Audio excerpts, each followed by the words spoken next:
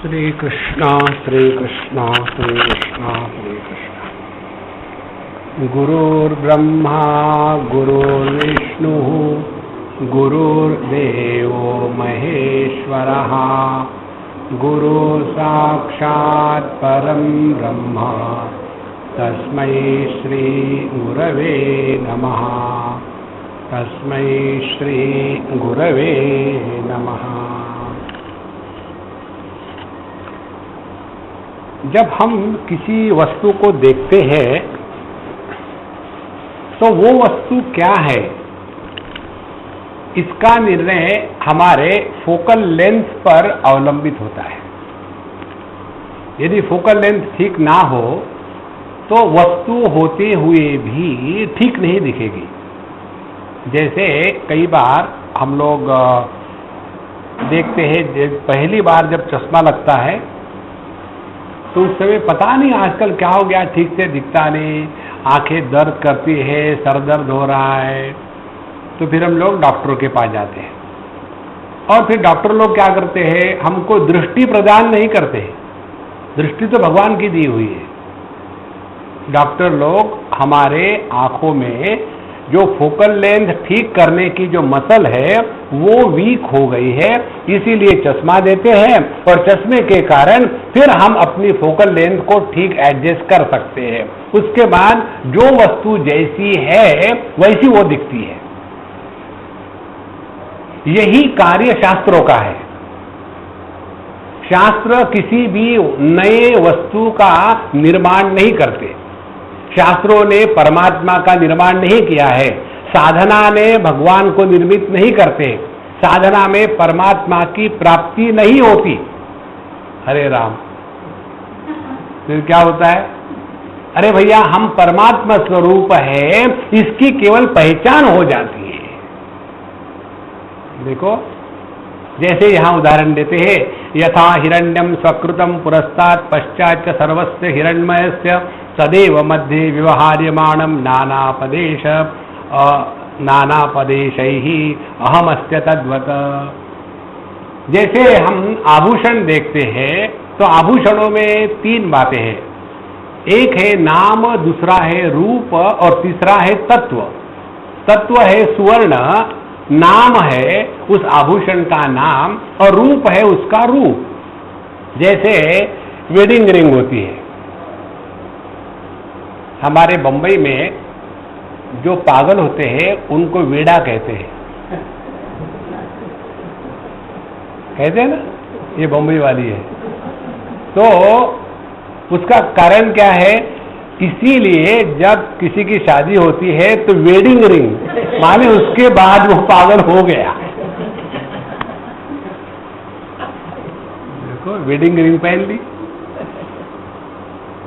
और वेडिंग होने के बाद झगड़े झागड़े हो गए, फिर सोच लिया चलो अब हम लोग डाइवोर्स कर लेते हैं।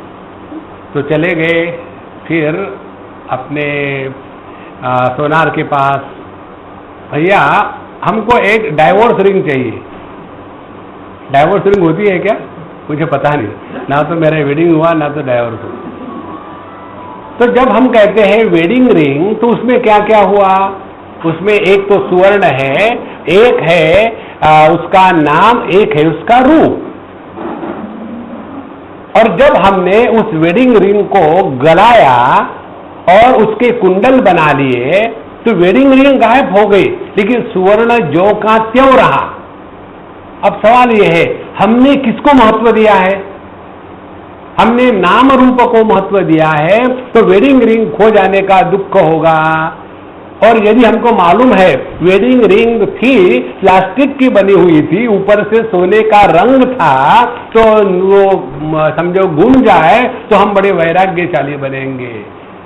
कोई बात नहीं, वेडिंग रिंग घूम गई, मैं तो चाहता हूं उसका अर्थ भी घूम जाए तो अच्छा है।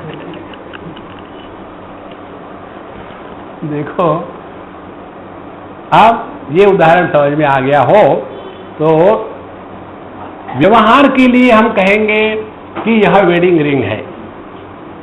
सभी ज्ञानी लोग सामने आ जाओ, late comer and sit here, don't disturb the earlier.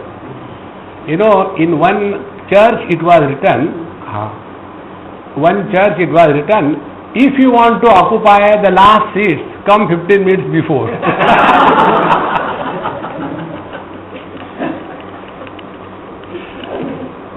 अच्छा महाराज, तो जब हमारा ध्यान नाम रूप के तरफ है तो दुख गारंटी से है, और यदि हमारा ध्यान उस स्वर्ण की तरफ है तो दुख का अभाव है। देखो, अब एक एक बात जरा स्पष्ट समझ लेना।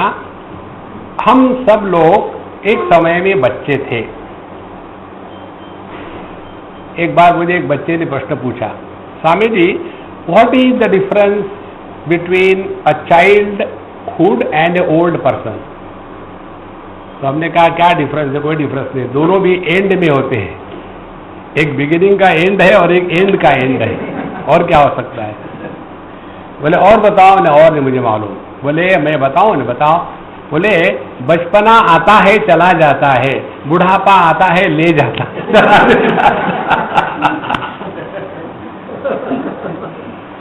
देखो, बचपना आया चला गया, लेकिन हमको अपने चले जाने का अनुभव है क्या? फिर जवानी आई चली गई, हम ज्यों के त्यों। किसी व्यक्ति को भी अपने जन्म का, बढ़ने का और अपने मृत्यु का और उसके पश्चात अपने अभाव का अनुभव हो ही नहीं सकता। देखो, तो यह जो नित्य उपलब्ध है, जैसे सुवर्ण के आभूषणों में उनको गला दो तो नाम रूप मिट जाएगा, लेकिन सुवर्ण ज्यों का त्यों रहेगा। इसी प्रकार से हमारे सभी अनुभूतियों में एक ऐसा तत्व है कि जो अकाट्य है, जो अनुभूतियों के पूर्व भी था, अनुभूतियों में भी था, और अनुभूतियां जब समाप्त हो जाती है तब भी ज्यों का त्यों बना रहता है। वही सत्य है, उसको निर्माण नहीं करना है। फिर करना क्या है? केवल फोकल लेंथ चेंज करनी है। देखो, एक बार एक व्यक्ति अपने कोई गहने लेकर के सोनार के पास गया। इसको गिरवी रखनी है, पैसे की जरूरत है। तो सोनार ने भगवान विष्णु को निकाला। आपको मालूम है ना, सोनार के पास शालिग्राम होता है, क्योंकि शालिग्राम का ही ऐसा पत्थर है जिस पर सुवर्ण की रेखा खींची जाती है। इसीलिए शालिग्राम को विष्णु का अवतार कहते हैं और सुवर्ण को लक्ष्मी का अवतार कहते हैं। दूसरे पत्थर पर सुवर्ण की रेखा नहीं खींची जा सकती। तो जब उसने लिया वो आभूषण और उस पत्थर पर घिस रहा था, अरे अरे धीरे धीरे धीरे धीरे, इसमें मेरी बड़ी बड़ी भावनाएं हैं, ये तो मेरा साक्षात कन्हैया है, इसको मत रगड़ो।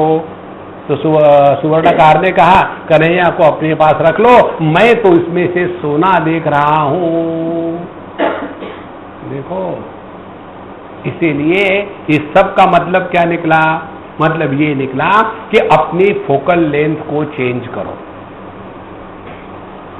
देखो, दुख का आना हम किसी के जिम्मे में लगा सकते हैं। यदि मैं बहू हूं तो मेरे दुख का कारण मेरी सास या अस्थमा। आपको मालूम है ना, सास माने मदर इन लॉ, अस्थमा माने ग्रैंड मदर इन लॉ। तो यदि मैं बहू हूं तो मेरे दुख का कारण सास और अस्थमा। लेकिन दुख आने के पश्चात दुखी होना या नहीं होना ये अपना चॉइस होता है। इस जगत में जितने भी दुखी है, they are miserable of their own choice. We have no business to stop them. देखो, अब कोई व्यक्ति कहीं जाकर के चाहे घास खाए या मांस खाए, हमको क्या फर्क पड़ता है जब तक वो हमको नहीं खाता। एक बार हम आसाम में गए थे कहीं किसी बंगाली के यहाँ खाने के लिए। बंगाली मारे मांस मच्छी। तो हम उनके यहाँ खाने के लिए गए तो उस अम्मा ने हमारे लिए बहुत बढ़िया घास भूस बनाया और हम टेबल पर बैठे खाने के लिए।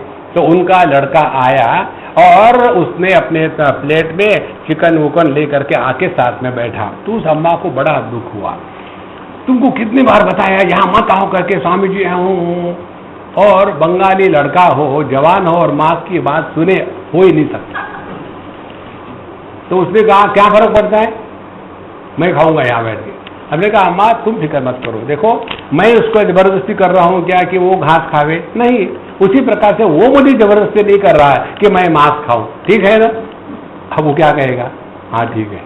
हमने कहा मेरा ऑब्जेक्शन तभी होगा कि जब उसकी वहां की हड्डियां खत्म हो गई तो मेरी उंगली तोड़ के खाने को शुरू करेगा, तब मैं उसको ऑब्जेक्शन करूंगा। देखो एक बड़ी सिंपल बात है, इस जगत में हम ध्यान किस पर दे रहे हैं। देखो ध्यान से सुनना, जब हमारा ध्यान अनेकता पर होता है तब संसार है, जब हमारा ध्यान एकता पर होता है तब परमात्मा है। तो व्यवहार क्या करना है, अनेकता में एकता के दर्शन में निष्ठा प्राप्त करके जीना, यही है साधना। देखो भेद का दर्शन करना यह अज्ञान है, और अज्ञानी बहुत होते हैं। एक बार एक स्कूल का हम कैंप कर रहे थे, ऐसे सब बच्चे लोग बैठे 250-300 9 से 12 साल के बच्चे। अब उनको मुझे ये सिखाना था कि हम सब एक का ध्यान करें, अनेकता का नहीं। तो मैंने उदाहरण पूछा, बताओ हम सब में क्या क्या भिन्नता है। तो एक बच्चे, तुम बताओ। बोले हम में से कोई लड़के हैं, कोई लड़कियां हैं, भिन्नता है। दूसरा बताओ, हम में से कोई मोटे हैं, कोई पतले हैं, फिर भेद हो गया। तीसरा बता, कोई लंबे है, कोई नाटे हैं, कोई काले है, कोई गोरे हैं, कोई ब्यूटीफुल है, कोई ऑफुल है। देखो अनेक भिन्न भेद बताए। अन्य बहुत हो गया यार, अब एक बात बताओ, सब में जो कॉमन है वो बताओ। तो चुप हो गए, एक सब में कॉमन बताओ बताओ, नहीं मालूम। तो एक बच्चा कहता है मैं बताऊं, वो बिल्कुल नहीं बोल रहा था, एकदम फटीचर ब्रांड। हाँ स्वामी जी, हम सभी के सभी आप अकेले के कारण परेशान हैं।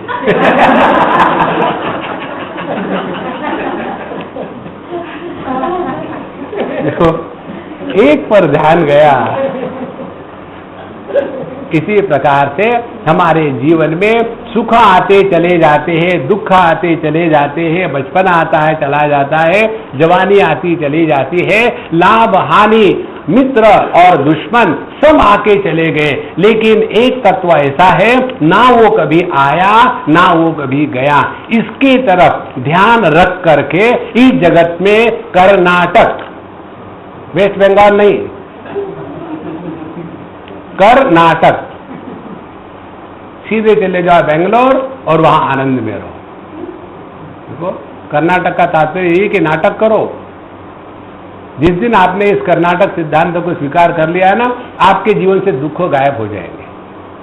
देखो जैसे आप नाटक में क्या होता है, जो कहते हैं वो होता नहीं, लेकिन टाइम पास हो जाता है देखने वाले का।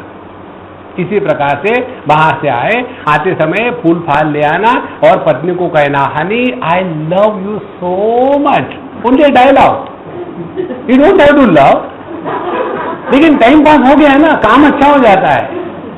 देखो जो आदमी अच्छा नाटक कर सकता है वो सुखी रहता है। भगवान कृष्ण नाटक में काम करने में शिरोमणि थे, इसलिए उनको नटवर कहते थे। नहीं तो 16,108 को कौन सुखी रह सकता है, नाटक में ही संभव है।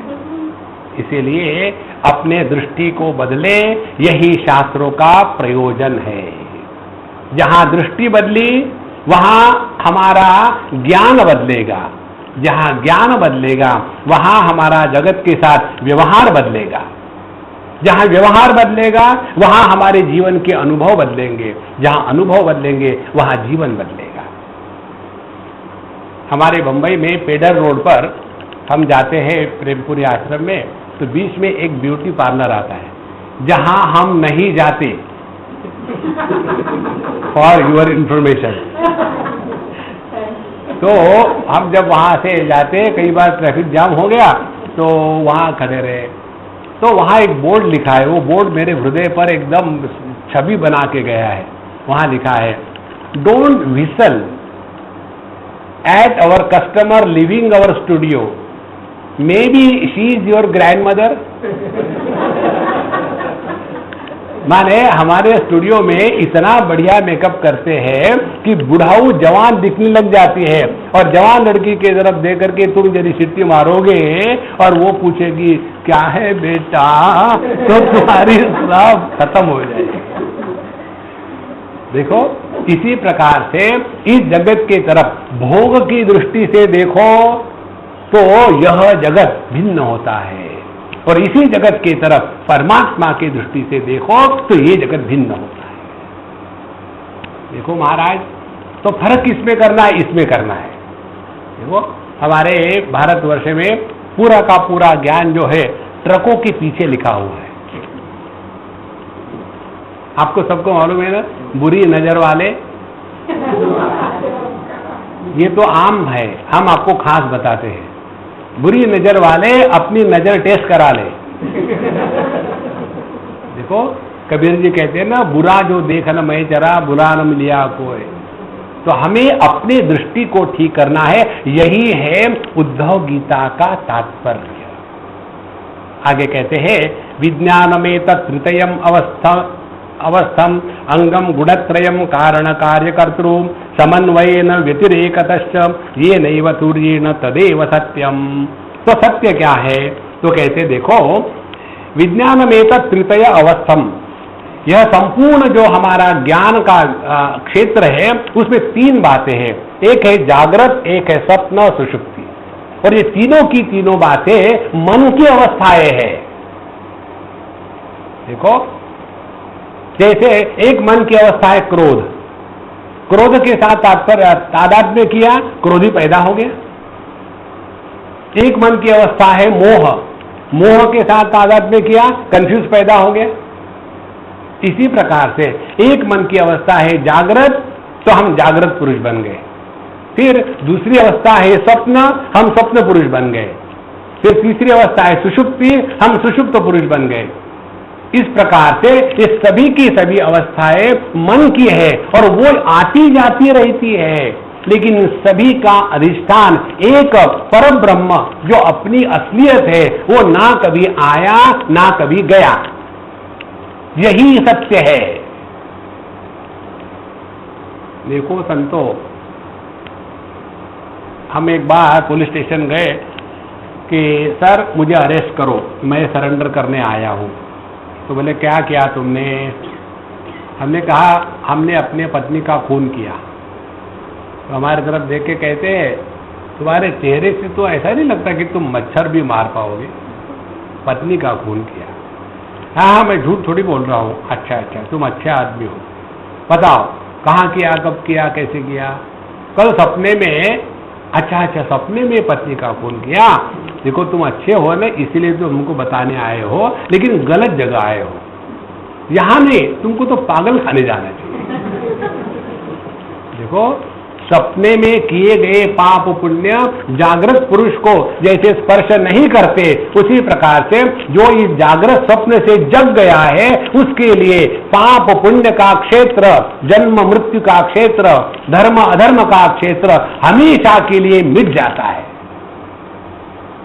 देखो महाराज, इसीलिए विज्ञान में तत्, यही सब कुछ ठीक से समझना है कि जब हम विचार करते हैं ना, तो विचार केवल जागृत अवस्था का करते हैं, और जागृत अवस्था में भी किसी एक जगह फंस जाते हैं। देखो, आप लोगों ने भांग तो पी होगी, कलकत्ते के हो इसलिए। भांग पीने से क्या होता है? Thought fixation. समझो कोई आदमी हंस रहा है और हंसते हंसते उसने भांग पी ली, तो वो नॉन स्टॉप हंसते ही रहेगा, क्योंकि वो थॉट फिक्सेशन हो गया है। हम सब लोगों ने भांग पी के रखी है।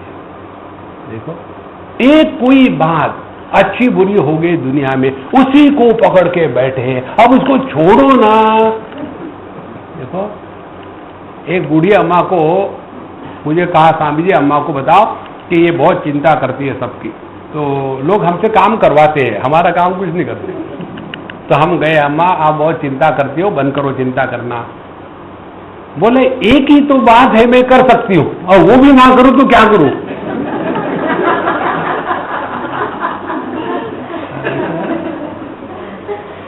इसीलिए महाराज अपने जीवन में विचार करना है तो केवल जागृत नहीं, जागृत स्वप्न सुषुप्ति।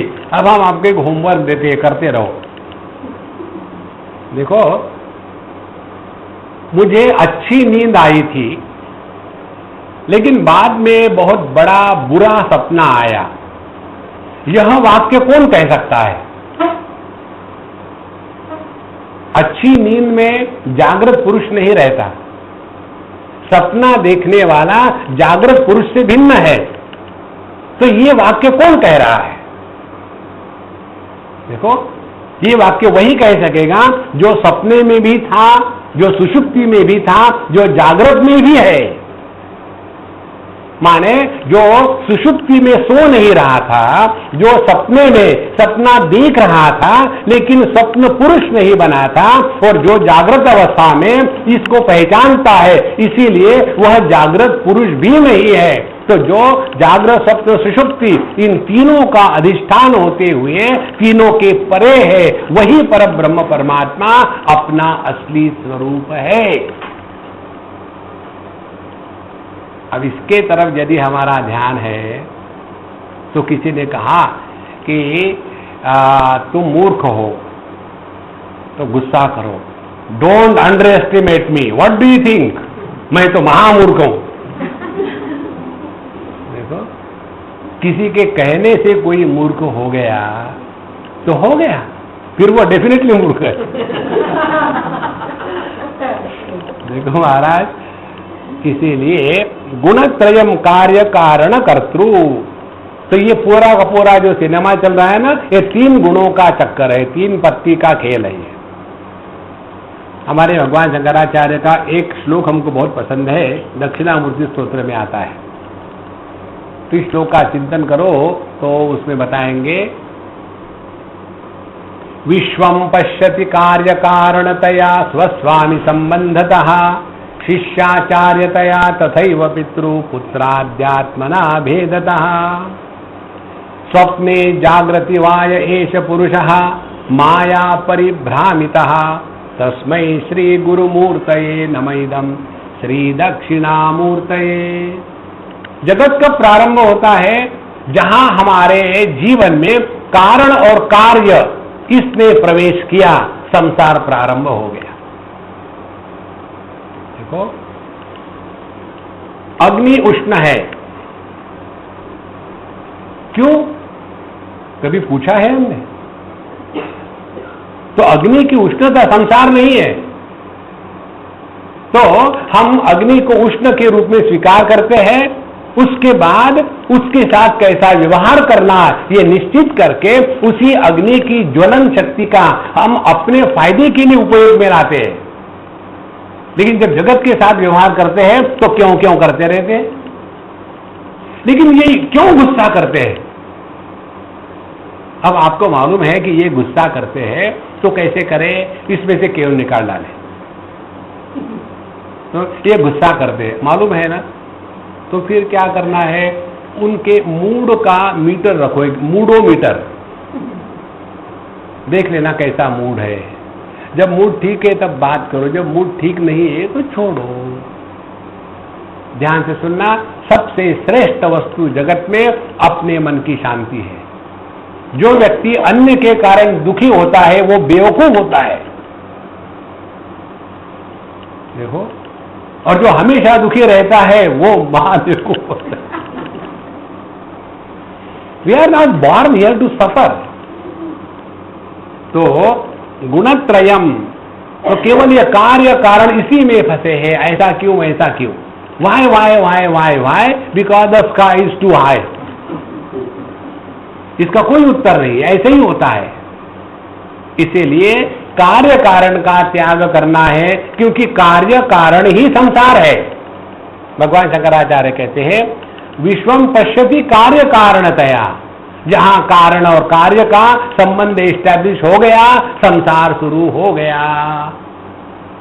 देखो, हमको कई बार लोग पूछते हैं, एक बार एक अम्मा ने मुझे पूछा, मेरे पास आई और आकर के बिल्कुल बैठी क्लोज, मेरा हाथ अपने हाथ में लिया, किस किया, बोले स्वामी जी मुझे समझ में नहीं आता।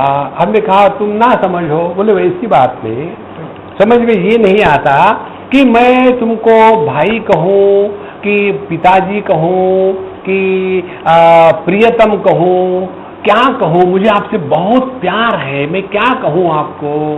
तो मैंने हिंदी सिनेमा का गाना गाया, प्यार को प्यार ही रहने दो, रिश्तों का नाम न दो।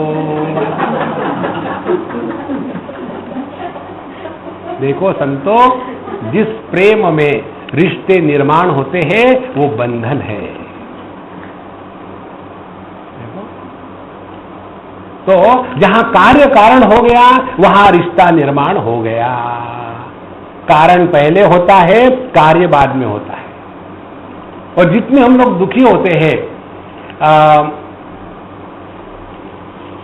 हर साल ये 10वीं के 12वीं के एग्जामिनेशन होते हैं, बोर्ड एग्जामिनेशन हर साल होते हैं। हम दुखी होते हैं क्या? जिस साल अपना कबूतर 10वीं में बैठा है उस समय देखो, जैसे माने पूरे विश्व में 10वीं के परीक्षा के सिवा दूसरा विषय है ही नहीं। कारण क्या है? उसके साथ हमने अपने आप को संबंध प्रस्थापित कर लिया। देखो, और ये संबंध का चक्कर इतना भयानक है। आप लोग तो गृहस्थ है, संबंध रखो, अच्छी बात है। बाबा जी लोग भी संबंध निर्माण करते हैं। कैसे? ये हमारे गुरु बंधु है, ये हमारे ताऊ गुरु है, ये हमारे चाचा गुरु है, ये हमारे दादा गुरु है। राम राम राम, ये सब करना ही है तो काहे को बाबा जी बने? देखो, विश्वम पश्यति कार्य कारणतया। और फिर कैसा कार्य कारण? स्वस्वामी संबंधतः। हम तो नौकर है आपके, आप तो हमारे मालिक हो। पहला संबंध संसार शुरू। दूसरा संबंध शिष्याचार्यतया, शिष्य और आचार्य, गुरु शिष्य। जहां गुरु शिष्य का संबंध निर्माण हो गया, गुरु का सत्यानाश गारंटीड है। देखो, जगत में कुछ भी करना है ना करना है कोई बात नहीं, कभी गुरु मत बनना। ये सबसे बड़ा महापाप है, कभी मत बनना। क्योंकि जब गुरु बनोगे तो बनावटी होगी। तो शिष्याचार्यतया तथैव पितृपुत्राध्यात्मना भेदतः। फिर हम बाप बनते हैं, पुत्र बनते हैं, भाई बनते हैं। इस प्रकार से पूरा का पूरा संसार शुरू होता है। ये संसार कब होता है? स्वप्ने जागृति वाय एष पुरुषः। यही सपना और यही जागृत दोनों की एक ही एनाटॉमी है। और माया परिभ्रामिता, पर उसी चक्कर में फंस रहे, भटक रहे हैं। और जब हम गहरी नींद में चले जाते हैं, उपनिषद कहती है तत्र माता अमाता भवति, तत्र पिता अपिता भवति। हम गहरी नींद में ना पिता होते हैं, ना पुत्र होते हैं, ना माँ, ना बाप, ना कुछ। और जब हम गहरी नींद में मिस्टर नोबडी होते हैं तो बड़े हैप्पी होते हैं। Think, whenever we are miserable, we have become somebody. See, remain nobody, you are happy. देखो, ये somebody का बोझा जो है ना, उसी को ईगो कहते हैं। ईगो नाम की कोई वस्तु नहीं है। इसलिए समन्वयेन व्यतिरेकतश्च येनैव सूर्येण तदेव सत्यम। तो इसमें ऐसा विचार करना है कि जागृत अवस्था आके चली गई, लेकिन हमको अपने जाने का अनुभव है क्या? नहीं। तो जो आने जाने वाला है वो कैसे सत्य होगा? हमारे स्वामी अखंडानंद जी महाराज बताते थे, वो एक बार अपने किसी महात्मा के पास गए और वो महात्मा जी बड़ा गुस्सा करके गालियां दे रहे थे। तो उनका गुस्सा शांत होने के बाद उन्होंने पूछा कि महात्मा जी, आप गुस्सा करके गालियां क्यों देते हो? इतने जोर से गुस्सा कर रहे हो। तो उन्होंने फिर गुस्सा किया। देखो, मैंने तुमको बुलाया क्या यहाँ? बोले नहीं। मैंने तुमको कभी जाने को कहा क्या? बोले नहीं। बोले इसी प्रकार से गुस्सा आता है, चला जाता है, मुझे क्या फर्क पड़ता है?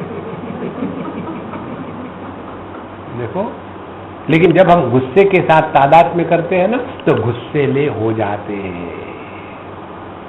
देखो महाराज, इसी प्रकार से यह जागृत स्वप्न सुषुप्ति ये म्यूचुअली एक्सक्लूसिव है। जब जागृत अवस्था है तो स्वप्न सुषुप्ति नहीं, जब स्वप्न है तो जागृत सुषुप्ति नहीं, जब सुषुप्ति है तो जागृत स्वप्न नहीं। लेकिन इन तीनों में जो ये अखंड चेतन सत्ता है वही सत्य है। उसी को हमको केवल फोकल लेंथ ठीक करके अपने आइडेंटिटी को करेक्ट करना है, आगे कुछ नहीं करना है। This is all mistaken identity. न यत् पुरस्तात् उतर्जन्न पश्चात मध्ये च तन्न व्यपदेश मात्रम भूतम प्रसिद्धम च परेण यत् तदेव तत्स्यादिति मे मनीषा।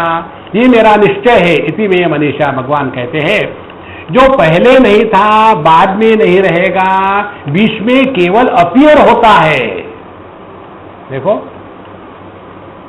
पहले मेरी शादी हो गई तो मैं पति बन गया। कल हम कहीं से जा रहे थे तो कहीं शादी का जा रहा था, डम डम करके, तो मैंने प्रार्थना करी, मैंने बेचारा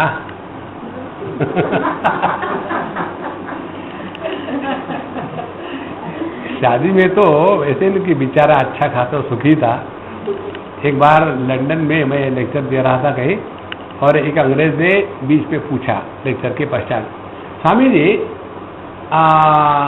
are you married? I said no। फिर वो चुप हो गया। फिर कहता है happiness is not everything in life, you should get married.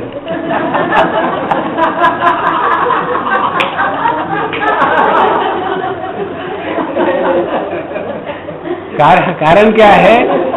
इस जगत में मुझे एक ने पूछा था कहीं दूसरी जगह में, how do you classify humanity? ऐसे विचित्र प्रश्न कॉलेजों में पूछते हैं, how do you classify humanity? ऐसे there are only two types of human beings, one happy, others married.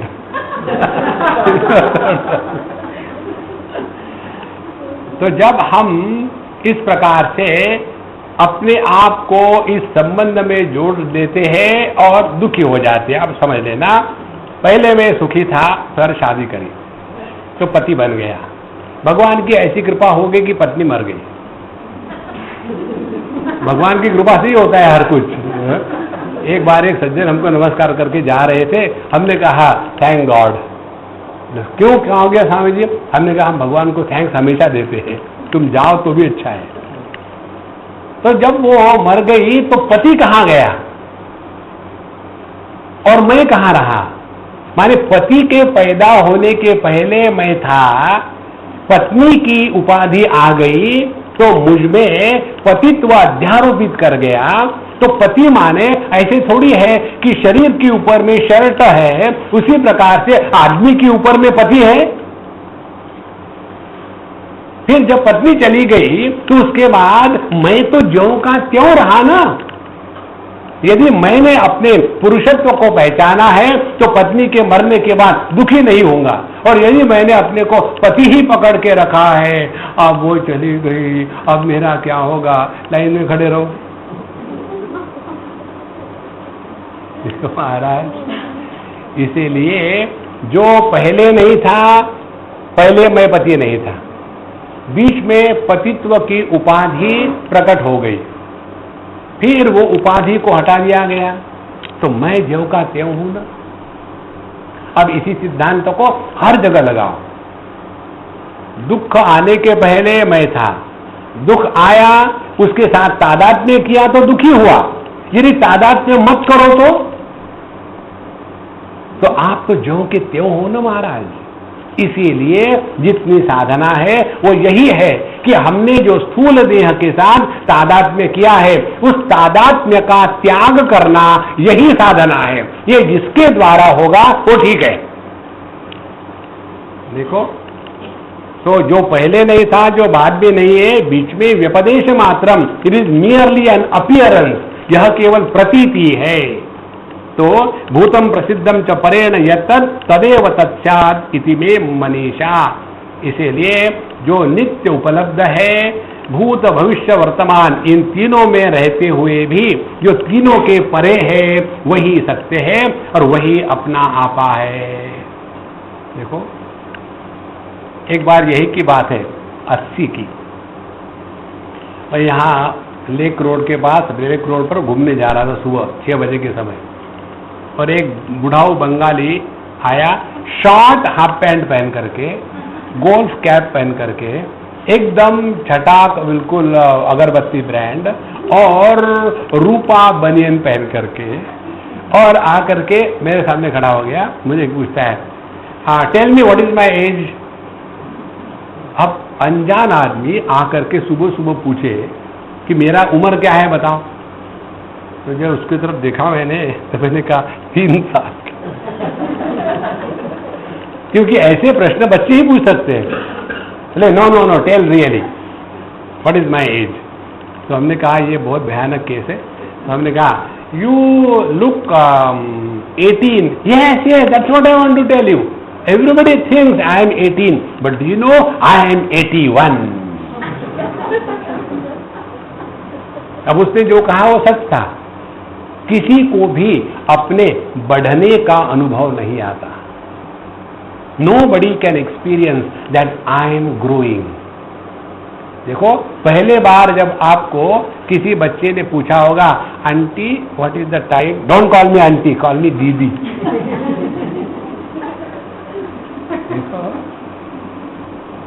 जब दीदी से आंटी बनती है तब पहला झटका लगता है, दूसरा झटका लगता है, देखो नानी माँ आ रही, डोंट कॉल मी नानी माँ, कॉल मी आंटी। हमारे मुंबई की बात है, इस्कॉन मंदिर में एक शादी हो रही थी, हम वहाँ गए, सामने के लाइन में बैठे थे और वो स्टेज पर शादी का तमाशा चल रहा था। तो हमारे बगल में एक बूढ़ा बैठे थे, उधर से एक छोटी सी लड़की आई, कोई 5-6 साल की, 7 साल की, बहुत सुंदर कपड़े और बड़ी प्यारी सी, एकदम परी जैसी लग रही थी। आई आकर के एकदम अल्सेशियन कुत्ते के जैसे दादाजी पर जंप की और कहती है, दादाजी डोंट कॉल मी दादाजी, कॉल मी अंकल। अरे बुढ़ाऊ देखो, मनुष्य को अपने बढ़ने का अनुभव नहीं आ सकता, वही अपनी असलियत है। लेकिन हम करते क्या है कि यह जो नित्य तत्व है उसको इस देह के साथ मिला करके, देह बूढ़ा हो गया तो मैं बूढ़ा हो गया, देह मोटा हो गया तो मैं मोटा हो गया, देह को रोग हो गया तो मुझे रोग हो गया। इस प्रकार से यह जो संसार है केवल तादात्म्य में ही फंसा हुआ है। देखो, जो वस्तु अनेक परिस्थितियों के कारण निर्माण होती है वो सत्य नहीं होती। सिंपल रूल है। रूप रंग का दर्शन आंखों के कारण, आंखों की सिद्धि रूप रंग के कारण, इसीलिए दोनों मिथ्या। देखो, शब्द को सुनने के लिए कान, यदि शब्द नहीं हो तो कान की सिद्धि कैसी होगी? तो जो शब्द और शब्द का अभाव, इनकी जो परे है वही अपनी असलियत है। तो तदेव तत्स्यादिति में मनीषा अविद्यमानोप्यवभासते यो वैकारिको राजस सर्ग एषः ब्रह्म स्वयं ज्योतिरतो विभाति भवेन्द्रियार्थात्मक विकार चित्रम। आगे कहते हैं कि यह जो सृष्टि है, जो रजोगुण का कार्य है, ये न होते हुए भी दिख रही है। अब ध्यान से सुनना, बहुत सूक्ष्म विचार है।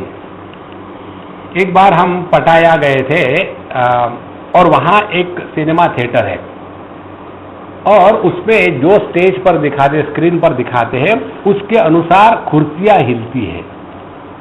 यदि ये गड़गड़ गड़गड़ टैंकर जा रहा हो तो आपको अनुभव होगा कि आप टैंकर में बैठे हो और वहां जैसा हिलता है वैसे झटके आपको आपकी कुर्सी पर मिलते हैं। और यदि समझो कोई कार जमीन पे गिर रही हो खाई में बड़े ऊंचे पहाड़ से, तो आपको भी वैसा अनुभव आता है कि आप भी गिर रहे हैं, क्योंकि वो कुर्सियां वैसी टेढ़ी होती है। तो हम देखने गए तो हमारे साथ एक सज्जन थे और वहां शुरू होने के बाद एक ऐसा सीन था कि एक ट्रेन बड़ी जोर से जा रही है, टेढ़ी मेढ़ी होकर के, हमारी भी चेयर ऐसी ऐसी हो रही है और अंधेरा ये, और बीच में एकदम बड़ी खाई आती है और वो खाई में ट्रेन गिर रही है। और जैसा हो रहा था, बोले स्वामी जी मैं बाहर जाता हूं। बाहर मत जाओ, आंखें बंद करो, बाहर जाने की कोई जरूरत नहीं। ये जो अनुभव आ रहा है वो केवल आंखों ने उस चित्र को देखा तो ये अनुभव आ रहा है। जहां आंखें बंद करो सब गायब हो गया। इसी प्रकार से जब तक के देह और इंद्रिय इनके साथ संबंध है तभी तक यह स्थूल सृष्टि का अस्तित्व होता है। जहां हमने इस स्थूल सृष्टि के अस्तित्व से मुक्ति पाना है तो यही करना है, इस जगत में ऐसे रहो कि स्थूल देह के माध्यम से प्रकट होवे, स्थूल देह के रूप में ना रहे। Let us not live as a gross body, let us function through the gross body. देखो अपने आप सब समस्याएं शांत हो जाती है। क्यों शांत हो जाती? थी कहां? देखो समस्या हो तो शांत हो ना। इसीलिए जो संत महात्मा ब्रह्मनिष्ठ होते हैं उनके जीवन में कभी भी अभिमान क्यों नहीं होता? तुलसीदास जी कहते हैं ज्ञान मान जहूं एक हो नाही। ज्ञान का लक्षण वो है कि जहां अभिमान का अभाव है। उनको अभिमान क्यों नहीं होता? अभिमान किसका होता है? मैंने ये किया, मैंने वो किया, मैंने ऐसे किया, मैंने वैसे किया। समझ क्या रखा है? ब्रह्म ज्ञान क्या है? पहले मैं बेवकूफ था, अब मैं बेवकूफ नहीं हूं। तो किसको अपने बेवकूफी का अभिमान होगा? इसलिए ज्ञानी लोग अपनी बेवकूफी को छुपा के रखते हैं और सिंपल रहते हैं। देखो जहां हमने अपने इस परिपूर्ण स्वरूप को पहचान लिया है वहां सभी समस्या खत्म हो गई। तो यह जो वैकारिक राजसिक सृष्टि है ये नहीं है, केवल दिखती मात्र है। जैसे एक दूसरा एक्सपेरिमेंट आप लोगों ने किया होगा, ट्रेन से जब जाओ खिड़की के पास बैठो और गाड़ी चल रही है, आपको 3 दृश्य दिखेंगे। जो वस्तु पेड़ पौधे एकदम गाड़ी के करीब है वो उल्टी दिशा में दौड़ रहे हैं। एक ऐसा पॉइंट आता है कि जहां कोई दौड़ना नहीं होता, स्थिर होता है, और उसके भी परे देखो तो ऐसे लगता है कि पहाड़ गाड़ी के अनुसार दौड़ रहे। 3 होते हैं ना अनुभव। माने एक अनुभव कैसा है? उल्टे का, एक अनुभव है स्थिति का, और तीसरा अनुभव है अपने along the current of the train. ठीक है? ये कब होता है? जब गाड़ी गति में रहती है तब। जहां गाड़ी स्थित हो गई तो ये तीनों अनुभव गायब हो गए ना। ध्यान से सुनना। इसी प्रकार से जब तक मन है और मन की गति है तब तक के संसार है। जहां मन रुक गया उसी क्षण संसार गायब हो गया। तो ये जो हमको अनुभव हो रहा था कि कोई पेड़ पौधे उल्टी दिशा में दौड़ रहे हैं, कोई स्थिर है तो कोई हमारे साथ दौड़ रहे हैं, ये क्या था? ये केवल प्रतीति थी, वास्तविक नहीं था। इसी प्रकार से ये जो संसार है ना ये तभी तक है जब तक कि ये मनीराम का चक्कर चल रहा है। इसीलिए हम सबको मालूम है कि ध्यान करना माने क्या? मन में विचार नहीं आने चाहिए। विचार किसको कहते हैं? मन किसको कहते हैं? जिसमें विचार आते हैं। ध्यान किसको कहते हैं? मन में विचार नहीं आने चाहिए। मन किसको कहते हैं? जिसमें विचार आने चाहिए। अब गुस्सा कर चलो, इस चक्कर में मत पड़ना। देखो जब मन में विचार आएंगे और आप उन विचारों के द्वारा प्रभावित नहीं होंगे तो उनकी विचारों का आना न आना दोनों समान है। देखो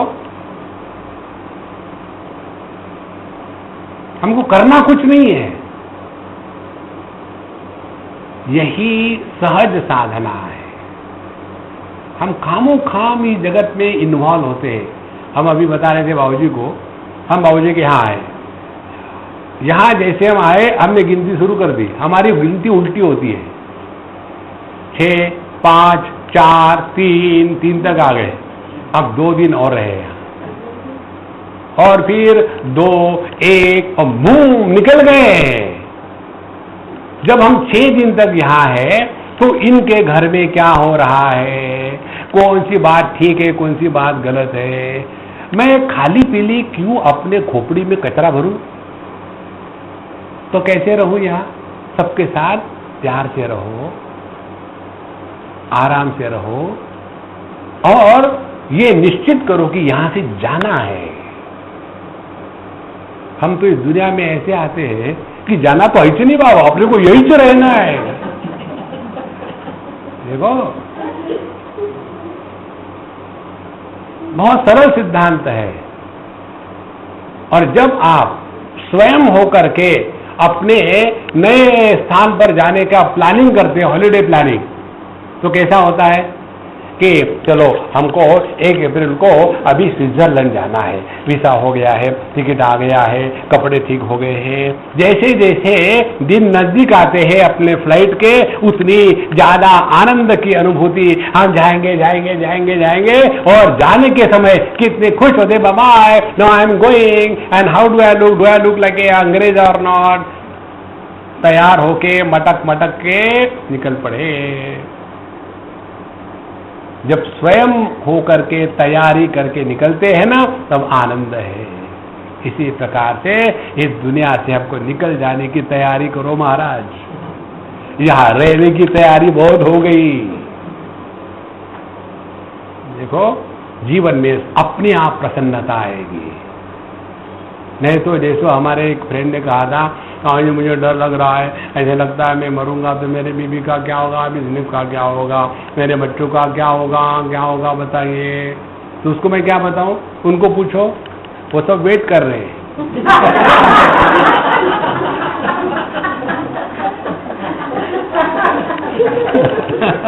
तो तुमको परेशानी है कि कैसे जाओ, क्या है जाओ। Nobody is indispensable in this world. कोई किसी की जरूरत नहीं दुनिया में। देखो इसीलिए वैकारिको राजसेश सर्गः। तो फिर ये जगत को कैसे देखना है? जगत को जगत के रूप में मत देखना, ध्यान से सुनना। ईशावास्यमिदं सर्वम यत्किंच जगत्याम जगत। जगत को जब जगत के रूप में देखेंगे तो भोग प्रवृत्ति प्रकट हो जाएगी, और उसी जगत को परमात्मा के रूप में देखेंगे तो आपके भोग में भी योग होगा।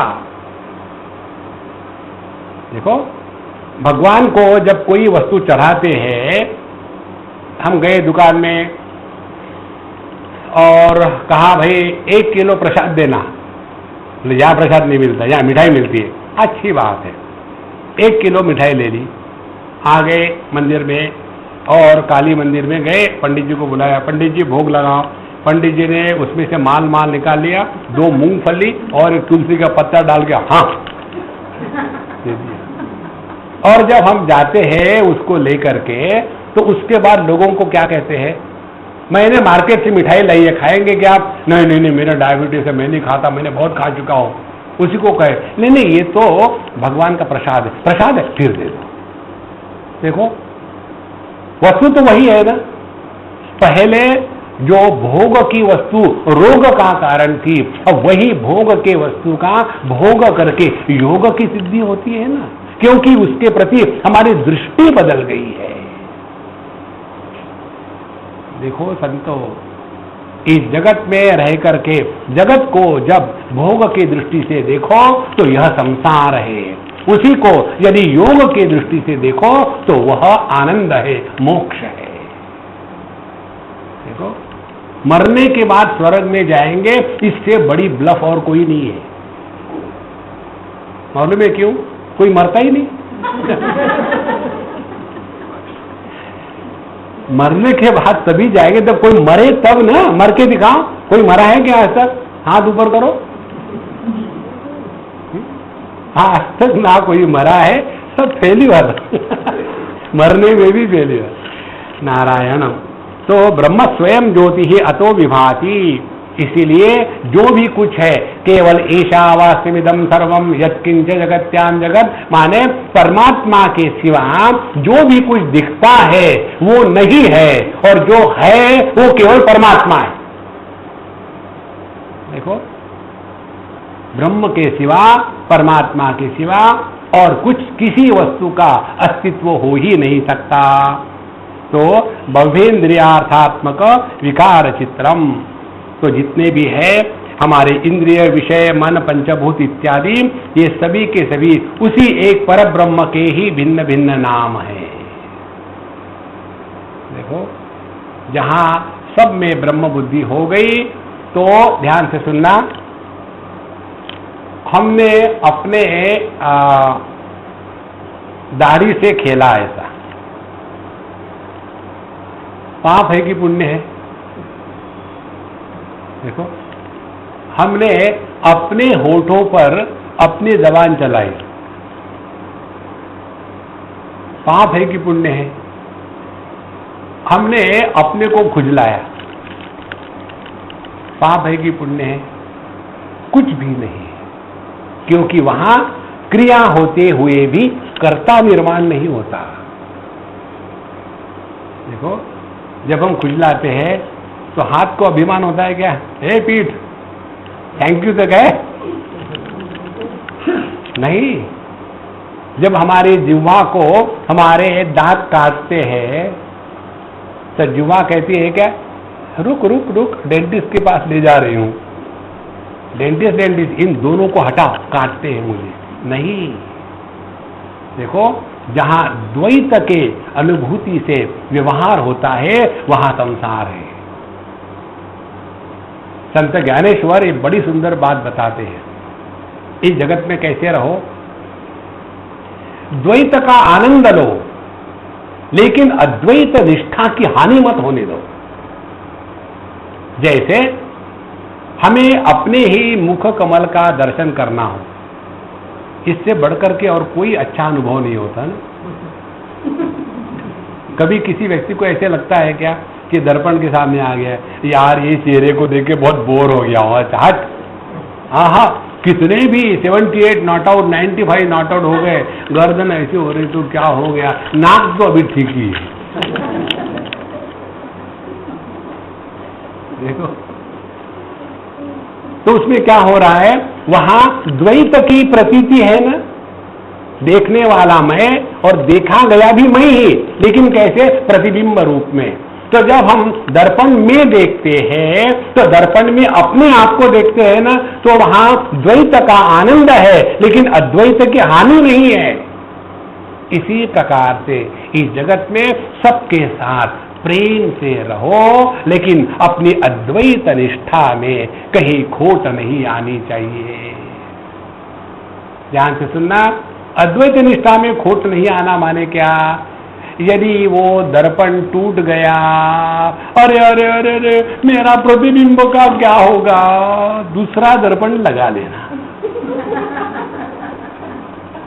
देखो, मेरी पत्नी मर गई। एक बार हम बंबई, दिल्ली की बात है, एक हमारे मित्र थे, दोनों नहीं रहे अभी, पति पत्नी, बूढ़े थे, उस समय हम जवान थे। तो हम उनको पापा कहते थे और अम्मा को अम्मा कहते थे। तो वो हिमाचल प्रदेश के रहने वाले और 70-75 के करीब थे। उनके पत्नी को डायबिटीज, हरे कोई भी रोग को वो निकाल के दिखाती थी, मेरे पास है, और रख देती थी। एक दिन ऐसा हुआ कि वो पत्नी मर गई। तो मुझे फोन आया, तो मैंने कहा देखो मैं तो अभी बड़ा व्यस्त हूँ, अभी तो नहीं आ सकता, बाद में आऊँगा। फिर 8-15 दिन के बाद मैं उनको मिलने गया। मिलने के बाद वहाँ का पॉलिटिक्स, चाय पानी, ये वो, गवर्नमेंट कैसी खराब है, ये हमारा बड़ा पेटेंट विषय है, दुनिया कैसी खराब है और हम अच्छे हैं। इस विषय में चिंतन करने के लिए तैयारी नहीं करनी पड़ती, इसीलिए हम हमेशा तैयार रहते। तो सब कुछ बातें हो गई, होने के पश्चात जब हम निकल रहे थे तो उन्होंने उठ करके मुझे गले लगाया, बोले स्वामी जी आप रियली स्वामी हो। मैंने क्या हो गया बाबा, गलती हो गई क्या? बोले आप भी एक ऐसे हैं जो आने के बाद मुझे नहीं रुलाया, ये तो जो भी आता था मेरे पत्नी की याद दिला करके, बाबूजी आप अकेले रह गई, वो चली गई, अब आपका कैसा होगा, क्या होगा, और जब तक कि मैं नहीं रोता तब तक कि वो मुझे परेशान करते, और जब मैं रो जाता, हाँ अब हमने सत्कार्य किया है। तो आपने मुझे रुलाया नहीं, उसकी एक याद भी नहीं दिलाई। यही सत्य बात है और यही अच्छी बात है कि आपने मुझे रुलाया नहीं। मैंने कहा बाबूजी, मैंने इसलिए नहीं कहा कि मुझे क्या पता कि वो मरने के बाद आपको दुख हुआ कि सुख हुआ। तो उन्होंने मुझे इतना जोर से हिलाया, देखो this is always a possibility. देखो इस दुनिया में ऐसे रहो कि दुखी होने का कहीं चांस ही नहीं। तो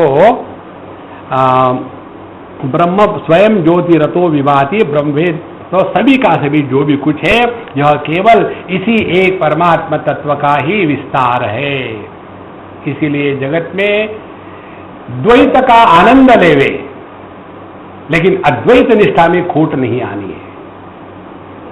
नहीं तो कई बार कहते हैं ना कि वो सूखे सूखे हो जाते हैं, जिसको कहते हैं शुष्क वेदांत। एकदम ना सूखा करता हूं ना गीला करता। आपको मालूम है एक बार एक जगह महफिल हो रही थी और सभी लोग स्पिरिचुअल थे और उसमें एक बंगाली डॉक्टर थे, डॉक्टर मुखर्जी बैनर्जी।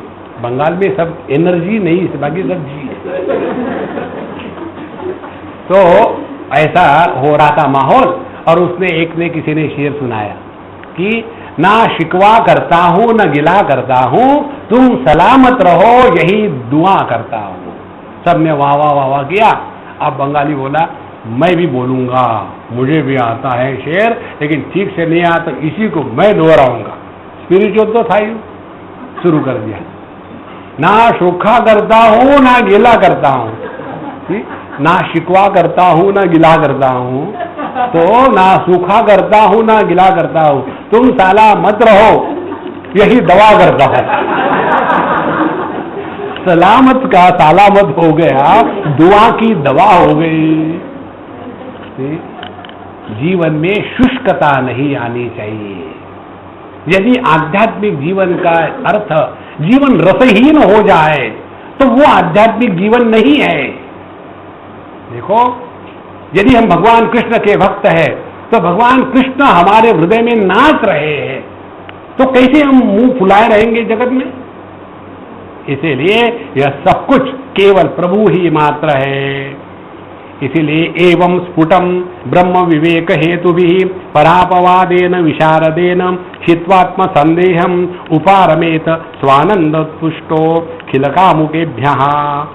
इस प्रकार से इस ब्रह्म तत्व को पहचानने के लिए इसके विचार की जो साधना है वह है श्रवण, मनन, निधिध्यासन और स्वानुभूति। 4 साधना है। सबसे बड़ा साधना का क्षेत्र है सत्संग। देखो, सत्संग से बढ़कर के और कोई महत्व की बात नहीं जगत में। यदि आपका नित्य नियम का पाठ है, जब करना है, पूजा करनी है, यदि वो सत्संग के साथ क्लैश करता है तो पूजा पहले करो या बाद में करो, प्रायोरिटी ही सत्संग। क्योंकि सत्संग में ही आकर के हमारी जो गलत धारणाएं हैं उनको हम ठीक कर सकते हैं। नहीं तो गलत धारणाओं के साथ ही अपनी साधना चलती रहती है। जैसे कई लोगों का जप करने का चक्कर होता है। एक बार एक सज्जन ने मुझे बताया, स्वामी जी मैं महामंत्र का जप करता हूं, रोज 25 माला करता हूं, और क्या करूं? तो मैंने बाप रे, तो 12-15 घंटे तो लगते होंगे आपको। 25 माला करनी है महामंत्र की। जैसे हरे राम राम राम हरे हरे, हरे कृष्ण कृष्ण कृष्ण हरे हरे 1, हरे राम राम राम हरे हरे, हरे कृष्ण कृष्ण कृष्ण हरे हरे 2। ऐसी धीरे धीरे 1 माला, ऐसी 25 माला, तो कितना समय लगेगा? बोले नहीं, मेरा तो 2 मिनट में हो जाता है। मैंने, तुम कंप्यूटर को फीड करते हो क्या? क्लिक कर दिया, हो गया? बोले नहीं। मैंने, बताओ तुम कैसा करते हो? तो उसने अपनी माला निकाली और बताया। बोले मैं ऐसे करता हूँ, हरे राम राम राम हरे हरे, हरे कृष्ण कृष्ण कृष्ण हरे हरे, राम राम राम हरे हरे, हरे कृष्ण कृष्ण हरे हरे। 25 बार खेलने के बाद उसने बताया।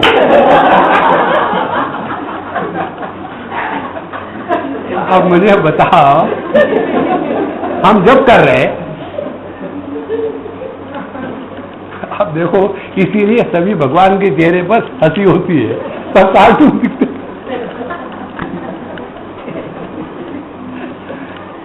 सत्संग में जाकर के अपनी ये जो गलत धारणाएं हैं, गलत फहमियां है, वो ठिकाने पर आती है। और जितनी अपनी गलत धारणाएं ठीक होगी, उतनी हम साधना ठीक कर रहे हैं। देखो, नहीं तो कई बार मेडिटेशन के लिए बैठते हैं। What is meditation? Silent suffering. क्या बाथरूम जाना है क्या? नहीं, मन को पकड़ कर रखा हूं।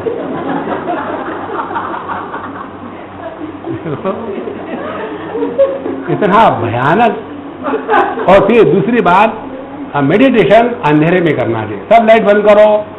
अंधेरे में क्यों? ताकि करने वाले कराने वाले दोनों सो गए।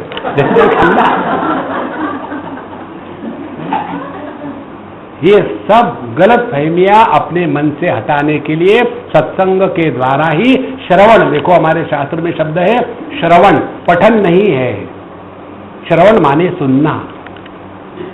देखो क्या होता है, जब कोई बात हम स्वयं पुस्तक से पढ़ते हैं, पुस्तक जड़ है, इस जड़ता से ज्ञान को उठा करके अपने बुद्धि में आरूढ़ करना, ये हर एक के बस की बात नहीं होती। लेकिन जब हम सत्संग सुनते हैं तो पुस्तक के ज्ञान को मस्तक में आरूढ़ करके चेतना के माध्यम से हमारे चेतना में अवतरित करना, यह कार्य सत्संग कराने वाले महात्मा लोग करते हैं। तो 3 स्टेप अपने आप आगे हो जाती है। इसीलिए पहले सत्संग करना है, श्रवण, श्रवण के बाद मनन करना है। वेंटिलेशन नहीं, क्योंकि हमारे कान वेंटिलेटर है ना, इधर से सुना इधर से निकल गया। इसीलिए असंगोहम, महाराज जी हमको एक ही श्लोक समझ में आया, असंगोहम असंगोहम असंगोहम पुनः पुनः, कितने बार सुना। हम प्रोफेशनल सत्संगी बन गए। प्रोफेशनल सत्संगी माने Mahatma ji we are a challenge to you, हमको सुधार के दिखाओ। कितने महात्मा आके चले गए, हम एकदम निष्ठावान है। तो श्रवण के बाद मनन की अत्यंत आवश्यकता है। जो हमने सुना है वो कैसे संभव है। नॉर्मली हमारा अप्रोच क्या होता है, नहीं नहीं ये बड़ा डिफिकल्ट है। ये विचार थोड़ी है, ये रिएक्शन है। जब बताते हैं कि ये करना चाहिए तो ऐसे नहीं विचार करना ये कठिन है। विचार ऐसे करना है कि ये किस प्रकार से करे ताकि हो जाए। इसको कहते हैं मनन की प्रक्रिया। श्रवण और मनन होने के पश्चात हमारे अंतःकरण से अज्ञान वस्तु के बारे में और संदेह दोनों निकल गए। फिर इसकी लगातारता रखनी है। ऐसे नहीं कि आधा घंटा भगवान का नाम लिया और बाकी फिर सट्टा खेलने बैठ गए। हाँ, अपने प्रभु के साथ हमको 24 घंटे में 24 घंटे रहना है।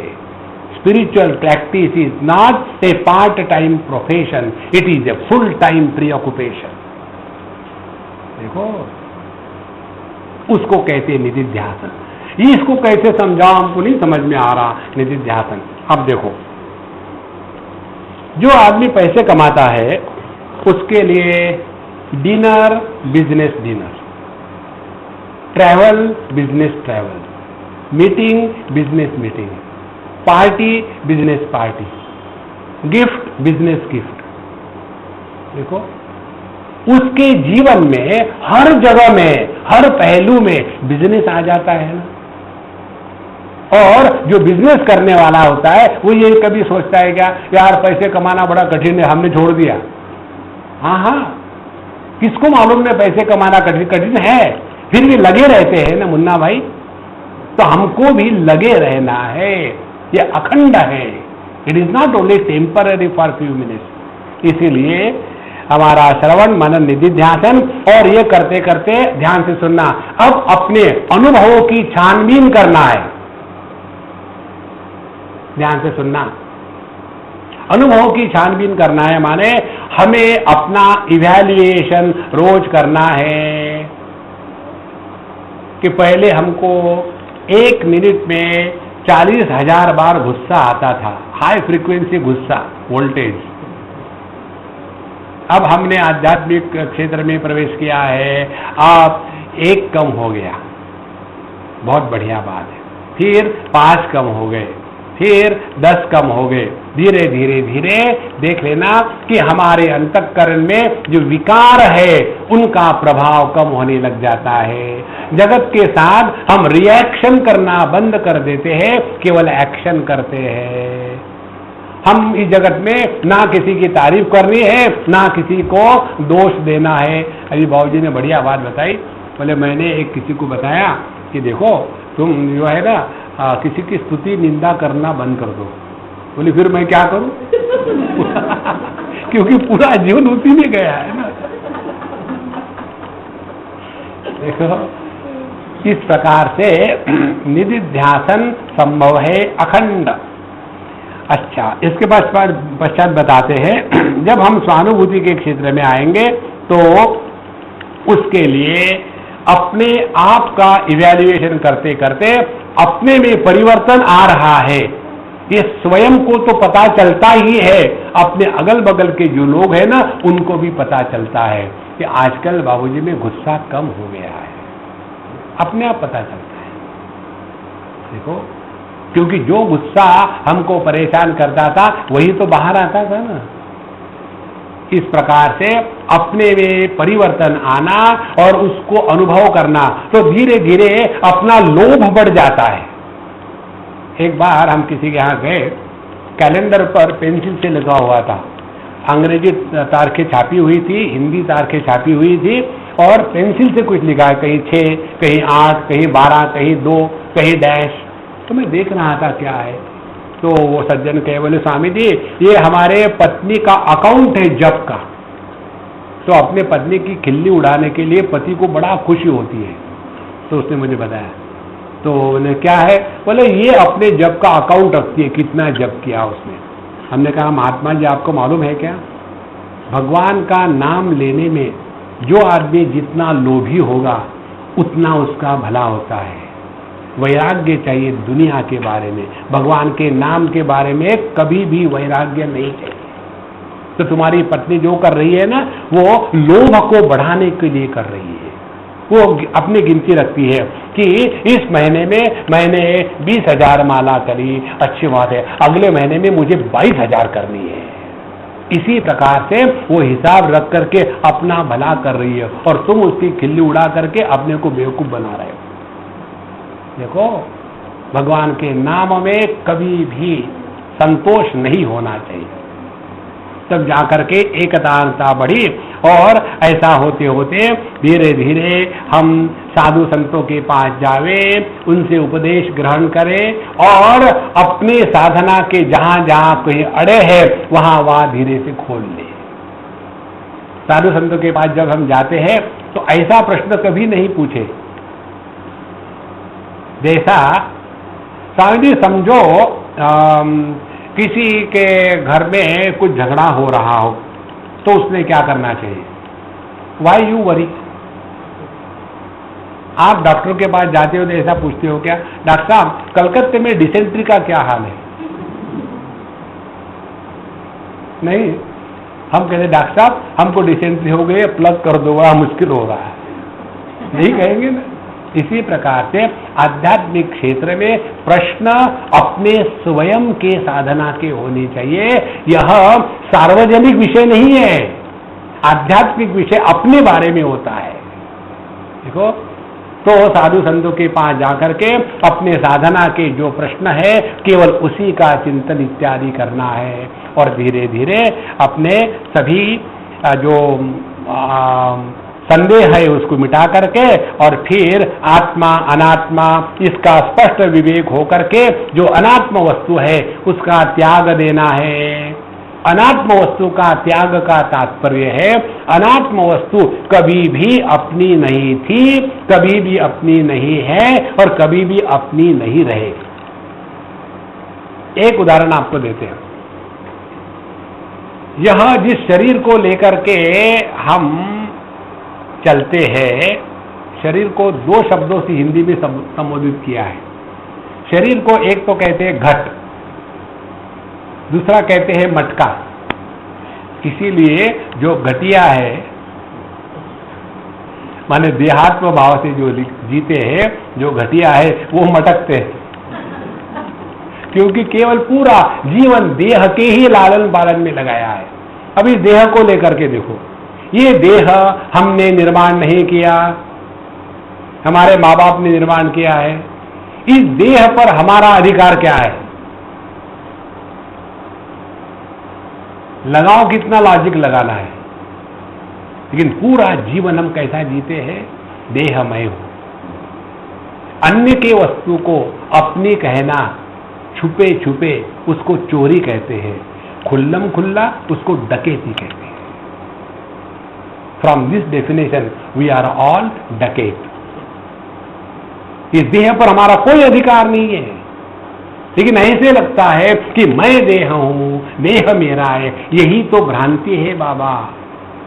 इसीलिए वैराग्य का तात्पर्य वस्तु का त्याग नहीं, वस्तु के प्रति जो आत्मबुद्धि है उसका निषेध करना है। उसके बाद व्यवहार में जो है वो तो करना ही है।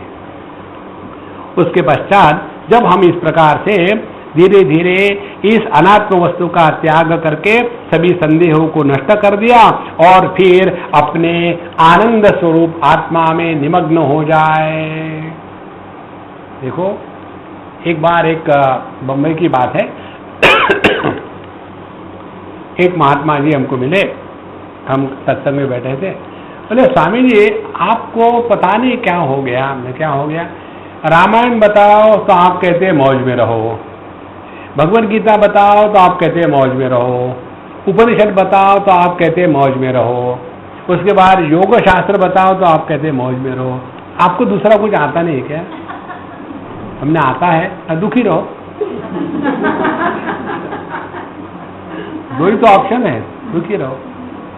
तो बोले ऐसा क्यों? हमने कहा यदि आप स्थिर दृष्टि से पढ़ो तो चाहे आप भागवत पढ़ो, चाहे आप रामायण पढ़ो, चाहे आप उपनिषद पढ़ो, चाहे आप भगवद गीता पढ़ो, चाहे आप योग शास्त्र पढ़ो, सबका एक ही मैसेज है, बी हैप्पी। देखो, इसीलिए हमारा जो लोगो है ना, लोगों के लिए है। उसमें थोड़ी है कि बीच में खंभा खड़ा कर दिया, उसके चारों तरफ सांप आ गए, उधर से सूर्य निकल आया, बीच में कोई पक्षी उड़ रहे हैं और संस्कृत का बीच में लिख दिया, किसी को पता ही नहीं एक चीज का। खुल्लम खुल्ला कहो ना, बी हैप्पी। देखो, यहां भी वही कहते हैं, इस जगत में इस प्रकार से समझदारी से रह करके अपने जीवन में अपना जो आनंद स्वरूप पर ब्रह्म परमात्मा है उसमें निमग्न रहो। देखो, पूरे शास्त्रों का निचोड़ इसी में है, बी हैप्पी। क्योंकि जो भी कुछ हम कर रहे हैं काहे के लिए कर रहे हैं? एक आदमी शादी करता है, काहे के लिए करता है? अब क्या होता है वो अन्य विषय है। दूसरा आदमी शादी नहीं करता, क्यों नहीं करता? उसी कार्य के लिए। एक बहुत डट के खाता है, उसी आनंद के लिए। दूसरा उपवास करता है, उसी आनंद के लिए। उसको भूखा रहने में बड़ी खुशी होती है, मालूम है 6 दिन से खाना नहीं खाया, अंदर में तड़प रहा होगा, खुशी हो रही है लेकिन उसको। देखो, इस प्रकार से हमारे सबके जीवन का एक ही लक्ष्य है और वह है आनंद की अनुभूति। ध्यान से सुनना, आनंद को जब हम अन्य से प्राप्त करने का प्रयत्न करते हैं तब संसार, आनंद को जब हम अपने माध्यम से अभिव्यक्त करते हैं तब परमात्मा। तो instead of seeking happiness, distribute happiness. And who can distribute happiness? He who has discovered happiness. तो यह जो अपना आनंद स्वरूप है, इसको पहचान के इसमें रहना है।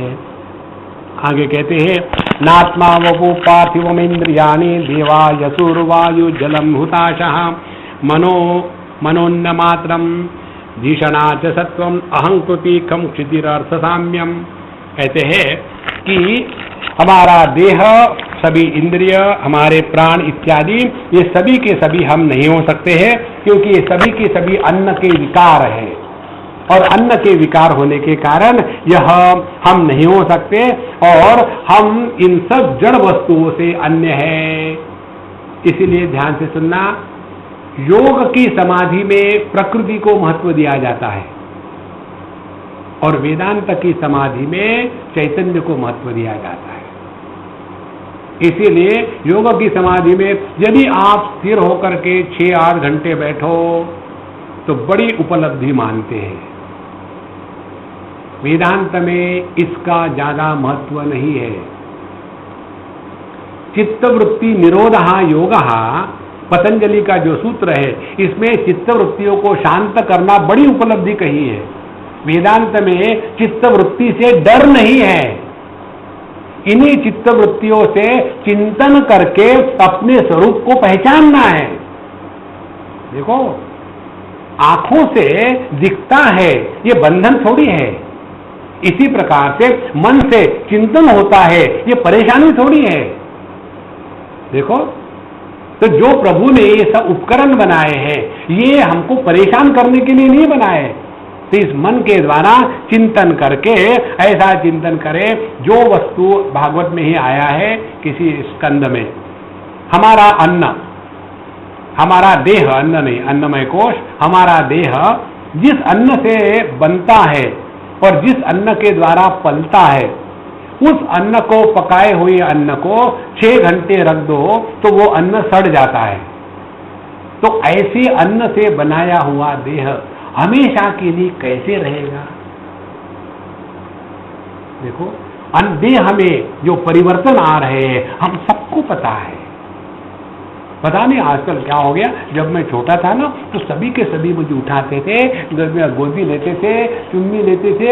आजकल तो मैं जहां जाता हूं लोग न्यूज़पेपर सामने रखते हैं, पता नहीं क्यों। ऐसा क्यों हो रहा है? क्योंकि हमको तो अपने बदलने का अनुभव आया नहीं, पब्लिक को बदला हुआ ही दिख रहा है। देखो, इसीलिए जितना हम इस पर चिंतन करेंगे, ये देह, इंद्रिय, प्राण, मन, बुद्धि, अहंकार और प्रकृति, ये सब के सब हमसे अलग है। हमारा अस्तित्व उन पर नहीं है, वो हम पर अस्तित्व है। उनका अस्तित्व हमारे कारण है। इस प्रकार से धीरे धीरे अपने अनात्म उपाधि से अपने को अलग करना, यही साधना है। नहीं तो जैसे ध्यान के लिए प्राणायाम इत्यादि करते हैं, हमने पहले सब धंधे कर चुके इसलिए आपको बता रहे। पहले जब हमने सीखा था वाराणसी में प्राणायाम का, हमको उस महात्मा ने बताया कि आपको 1:4:2 का रेशो रखना है। तो हमने कहा हमको समझाओ। बोले समझो आप सांस ले रहे, एक नाक को दाब के दूसरे से ले रहे, उस समय आपने काउंट करना 1 2 3 4 5 6 7 8 9 10 11 12 जितना होगा। समझो आपने 12 काउंट किया, 12 हो गया। फिर उसी इसमें फिर 12 चौक 48, तो 48 बार काउंट करते तक के अंदर में हवा को बंद रखना। तो हमने बंद रखा, 1 2 3 4 5 6 7 8 9 10 11 12 13 14 15 16 48। उसके बाद छोड़ते समय उसको आधा माने 24 में छोड़ना है।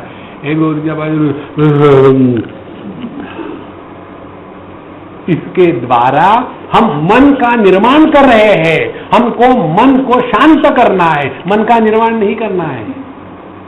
देखो, इसीलिए केवल ये प्राणायाम की प्रक्रिया के द्वारा नाड़ी का शोधन हो जाए, अपने आप यह देह स्थिर हो जाता है और जो देह हमारे मन में है, वो मन का जो देह का आकार है वो खत्म हो जाता है। उसके पश्चात हम आकार रहित अस्तित्व का अनुभव करते हैं। आकार रहित अस्तित्व का अनुभव करना माने मैं का विरोधी नॉट मैं, आत्मा अनात्मा, ये भेद अपने आप समाप्त हो जाता है। उस समय अनुभूतियां शब्द की सब आएगी, लेकिन कोई भी शब्द का प्रभाव हम पर नहीं होगा। देखो, कई बार फट से आवाज हो जाती है ना, तो कान में कैसा होता है, झटका सा लगता है ना। लेकिन आपने यदि योग्य प्रकार से बैठे हो, किया हो, तो यदि आप अपने मन को देह और इंद्रियों से अलग करके बैठे हो तो कोई भी शब्द का कितना भी जबरदस्त आवाज आ जाए, आप उस आवाज को सुनोगे लेकिन उस आवाज के द्वारा प्रभावित नहीं होगे। तब समझ लेना अब हम निश्चित रूप से इंद्रिय और देह से अलग हो गए। और ये जब हो जाता है तो उस समय अंदर और बाहर यह कंसेप्ट गायब हो जाता है, क्योंकि मैं अंदर है, जगत बाहर है। ये जो मैं और जगत, ये दोनों का भेद केवल देह के दीवाल के कारण है। जहां देह का आकार गायब हो गया, यह अंदर बाहर का हिसाब खत्म हो गया और केवल एक अखंड चेतन सत्ता का अनुभव मात्र बचता है। वही अपनी असलियत है महाराज। इस प्रकार से देह को और इंद्रिय इत्यादियों को त्याग करके अपने स्वरूप में बैठना। जिस प्रकार से उदाहरण बताते हैं कि हम जब अपने स्वरूप में स्थित हो जाते हैं तो यदि हमारी इंद्रियां विक्षिप्त तो होती है या शांत तो होती है तो अपने को क्या फर्क पड़ा? देखो, इसको स्पष्ट समझ लो। हमने यदि बड़े जोर से हाथ हिलाए तो आकाश को क्या फर्क पड़ा? खूब जोर से फैन चलाया तो आकाश को क्या फर्क पड़ा? यदि फैन ऑफ कर दिया तो आकाश को कोई लाभ हुआ क्या? यदि बहुत यहां आग लगाई तो आकाश गर्म हुआ क्या? यदि आग को बुझाया तो आकाश को ठंडक मिली क्या? नहीं। आकाश इन चार महाभूतों को आधार देके इनके द्वारा प्रभावित नहीं होता। इसी प्रकार से मन में चाहे अच्छे विचार आवे चाहे बुरे विचार आवे, उसके द्वारा प्रभावित नहीं होना। प्रभावित नहीं होना माने अच्छे विचारों का अभिमान नहीं और बुरे विचारों की ग्लानि नहीं। अंतःकरण में दो ही संस्कार हमको परेशान करते हैं, एक है अभिमान अच्छाई का और दूसरा है ग्लानि, जिसको हमने बुरा कह के रखा है। इस जगत में अच्छा बुरा कुछ नहीं होता, ये केवल अपने ही मन की कल्पना है। देखो, इसीलिए जगत में रहते समय एक का ध्यान रखना, हमारा अंतःकरण दर्पण के जैसा हो, सबको प्रतिबिंबित करे लेकिन किसी के साथ चिपके नहीं। एक बार बंबई में हम जा रहे थे, एक सज्जन ने हमको कहा, स्वामी जी ये जो भिखारी आते हैं आप उनको नहीं देते? हमने कहा नहीं देते। बोले क्यों? हमने हमारी मर्जी। आप कौन तो पूछने वाले? हमने बताया। बोले हमारे मन में हमेशा संदेह आता है, देव की ना देव, देव की ना देव। हमने कहा देखो, देने लेने देने से हमको मतलब नहीं है। यदि तुम्हारे मन में कभी भावना आगे देना या दे दो और दिमाग को खाली करो, ये मत उस पर विचार करो, देखो मैंने इसको दे दिया अब ये जाके बीड़ी पिएगा। देने के बाद जो कहते हैं ना हमारे पंजाबी में, नेकी कर कुएं में डाल।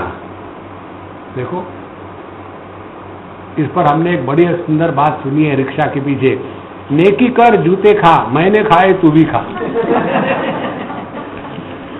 ओम पूर्णमदः पूर्णमिदं पूर्णात् पूर्णमुदच्यते पूर्णमादाय पूर्णमेवावशिष्यते। ओम शांति शांति शांति। हरि ओम। श्री गुरुभ्यो नमः। हरि ओम।